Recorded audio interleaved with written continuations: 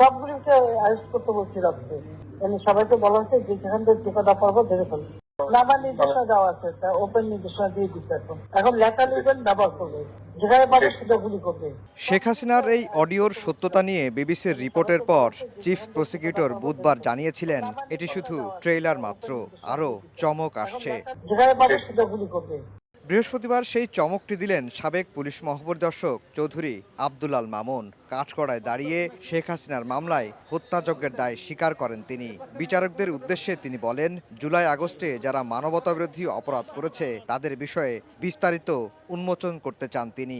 তিনি তার দোষ স্বীকার করেছেন এবং তিনি বলেছেন তিনি একজন সাক্ষী হিসাবে এই যে ঘটনাটি মানবতা বিরোধী অপরাধ 2024-এর জুলাই আগস্টে হয়েছিল, সেই অপরাধের সমস্ত কিছু যেহেতু তার জানবার কথা, তিনি সমস্ত তথ্য আদালতকে উদ্ঘাটনের ব্যাপারে সহায়তার মাধ্যমে তিনি অ্যাপ্রুভার হতে চেয়েছেন এবং সেই প্রার্থনাও আদালত মঞ্জুর করেছেন।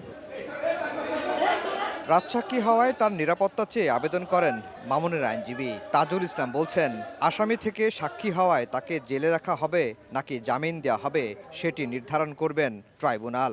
তিনি এখন জেলেই থাকবেন, কিন্তু তাকে তার বক্তব্য গ্রহণের পরে চূড়ান্ত সিদ্ধান্ত আদালত দেবেন। যেহেতু তিনি অ্যাপ্রুভার হতে চেয়েছেন, নিরাপত্তার সংকট হতে পারে এই আশঙ্কায় তার পক্ষ থেকে তার আইনজীবী আবেদন জানিয়েছেন তাকে যাতে যথাযথ নিরাপত্তা দেওয়া হয়, সেই নিরাপত্তার ব্যাপারেও আদালত যথাযথ আদেশ দেবেন বলে জানিয়েছেন।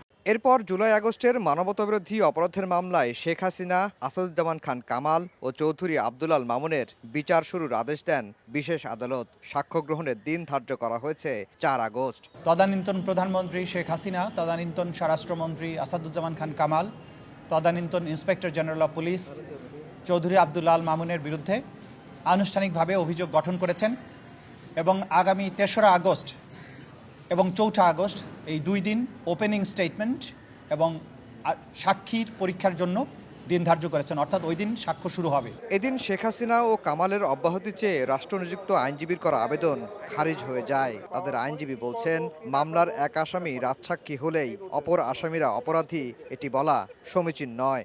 একজন আসামি দোষ স্বীকার করেছে, দোষ স্বীকার 10 জন আসামির মধ্যে একজন স্বীকার করতে পারে, তার ভিতরে হয়তো কোনো রকমের অপরাধ থাকতে পারে তার ব্যক্তিগতভাবে, অন্য আসামিদের তো দোষ নাও থাকতে পারে। অতএব এর দ্বারা কীভাবে বুঝবো যে যিনি দোষ স্বীকার করেছেন সেই জন্য অন্যরাও সবাই দোষী, এটা বলা যাবে না। জুলাই আগস্টে হত্যাযজ্ঞ চালাতে নির্দেশনা, উস্কানি, প্ররোচনা, সম্পৃক্ততা সহ 5টি অভিযোগ আনা হয় শেখ হাসিনা, আসাদুজ্জামান খান কামাল ও চৌধুরী আব্দুল আল মামুনের বিরুদ্ধে। অভ্যুত্থানে 1400 ছাত্র জনতাকে হত্যার দায়ে অভিযুক্ত করা হয় তাদের। আফজাল হোসেন, সময় সংবাদ, ঢাকা।